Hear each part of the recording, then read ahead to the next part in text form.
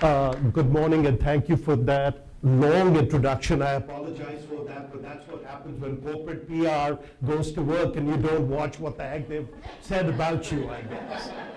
It is a real pleasure to be here with you, and I'm happy I'm going to be talking about the T, technology part of TED, and giving you a little bit of a flavor for why technology is important in our lives, why a career in materials is something you might want to consider as you're growing up, and at least share my perspectives on why materials can change the world. And that's not to take away from art, and I'll tie that in. It's not to take away from the other stuff, but I think it's all comprehensive. Okay. Do I? Thank you. Looking for? Yes. You know, it's kind of interesting because epochs are defined by materials, and that always strikes me as that means this must be important. Right? We had the Stone Age, we had the Copper and Bronze Age, and all these lasted thousands of years. We had the Iron and Steel Age, and basically all these were driven either by agriculture or by the urge to fight wars and win land, etc. Today, though, we are in what I call the age of magic materials, and I truly believe the best is yet to come. When I look at some of the stuff that's happening around us, it's pretty amazing. We actually have metals which work at their melting temperature in jet engines. Now think about this. You're actually flying in a plane where there are components which are at their melting point. That's the kind of stuff we can do today with the kind of technology we have, and that's where we are today. I truly mean it when I say the best is yet to come, and I want to give you a flavor for where that world could go in the years to come. Okay?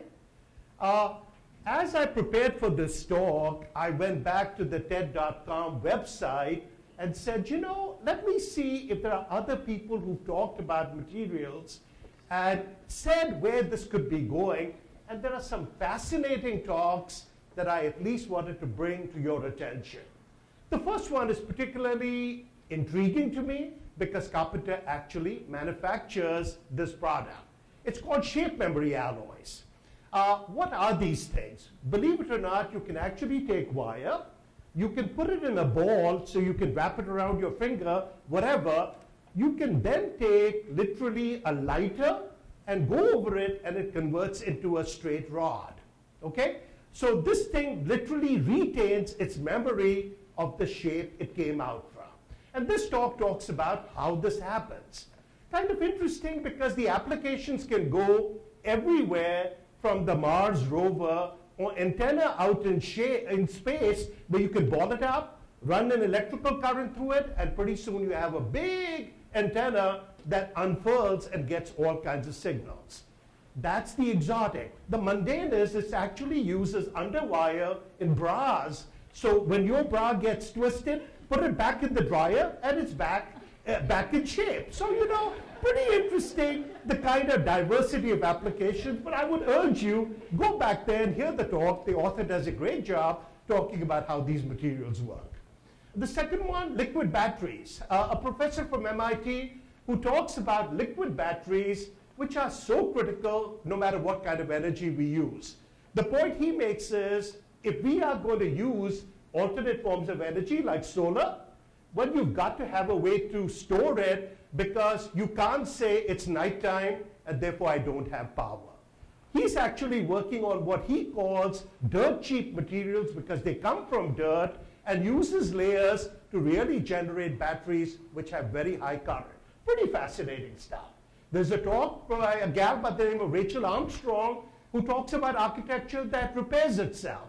You talked about Venice. Where she's working is actually coming up with a way where the wood pilings that Venice is on, you can actually get limestone to work its way around that and strengthen the city and stop it from sinking into the sea. Fascinating stuff. Susanna Lee, she talks about actually getting clothes from kombucha. I don't know how many of you know this, but this is, again, you know, we are getting away from polyesters. We want to get to natural materials. Likewise, Eben Bayer, he's talking about styrofoam. And styrofoam takes 1,000 years to decay. Wouldn't it be great if we could take mushrooms and actually grow packaging material that after you get your package from Amazon.com, throw it into your composter, and away it goes. But again, I just thought it was pretty fascinating because they were making the point of materials changing the way we live better than I could. You know, it's pretty fascinating. It is an area where I think the best is yet to come. Okay? Speaking about Carpenter, I am pretty proud that we also do our part. I talked about the nickel titanium, but we really are working in a bunch of arenas. Everything, you are familiar with CAFE standards. If we are going to get more efficient, we need lighter weight materials that are also strong. Carpenter is pretty much the leader in taking the lead and actually working with many car manufacturers to permit them to meet those CAFE standards. Efficiency in general is related to temperature. So you want higher and higher temperatures, and that requires, again, coming up with materials that can withstand temperatures higher, build efficiency, which helps you use less fuel and also reduce any kind of emissions. Power transmission, the amount of energy that gets wasted after generation when it goes through wires, pretty tremendous. We are working on stuff like that.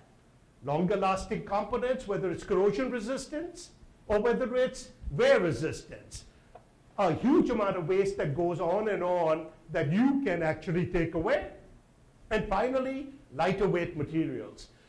Somebody here, I think, plays lacrosse. Is that you? Well, you know, one of our materials, believe it or not, is so good that we are using it as tubing to reduce the weight of a lacrosse stick. But you can also use it for golf clubs, and it's being used by Callaway because, again, it helps golfers hit the ball 20 yards further.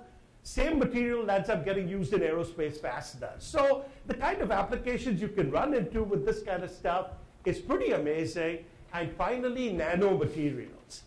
It's great technology because literally you are now strengthening stuff with things that you need an electron microscope to even look at. Okay? And again, the kind of properties you can get, what you can do with it is pretty phenomenal. And it's pretty exciting to be involved with stuff like that and say, what does it mean to us in the future? Okay. I do believe this, and that's one of the messages I want to leave you with.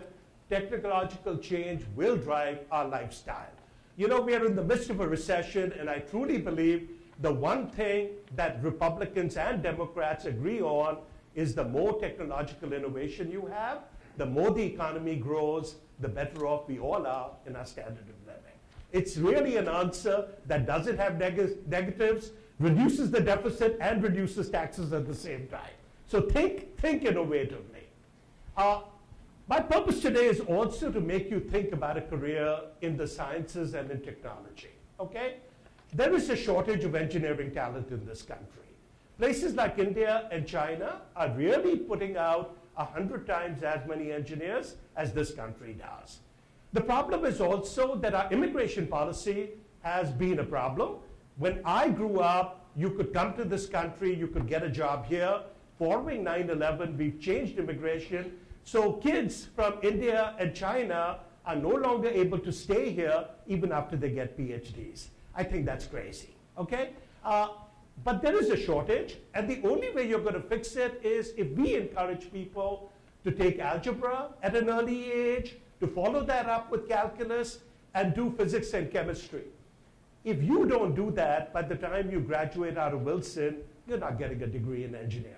Okay? So you've got to, and I truly believe, and that's why I agreed to speak here today, to really say, this is important, guys, think about this. And we have a job to really support schools in teaching that stuff. We do run a couple of programs like Operation Shadow, where you can come to Carpenter and actually shadow an engineer for a day to see what the life of an engineer is like. And we also have a program actually, and Wilson is one of the forward-looking schools, and I'm very happy about that, where we actually support them in science and technology training. I wish most schools in Berks County were to take that up, okay? I will leave you with one final thought. I've been at Carpenter 36 years, and a lot of good talk about Shakespeare. But I'm very happy that I'm an engineer because as part of being an engineer, I've had the chance to go to Stratford-upon-Avon and watch the Royal Shakespeare Company, both there as well as at the Globe Theatre in London. I've had the chance to go to Padua, the place where the Taming of the Shrew is really based, and actually go out there and see where Catherine was talking to her. I've had a chance to go to Verona, which is where Romeo and Juliet really is placed, and see the balcony where she says, Romeo, Romeo, where art thou? So, you know, it's a great career. You can see the world. You can put technology and art together, and it's not either or. I do think creativity is what you need, and certainly a career in engineering permits you to do that. So thank you. Really enjoyed talking to you. And if I can help you in any way, please come see me. Thanks.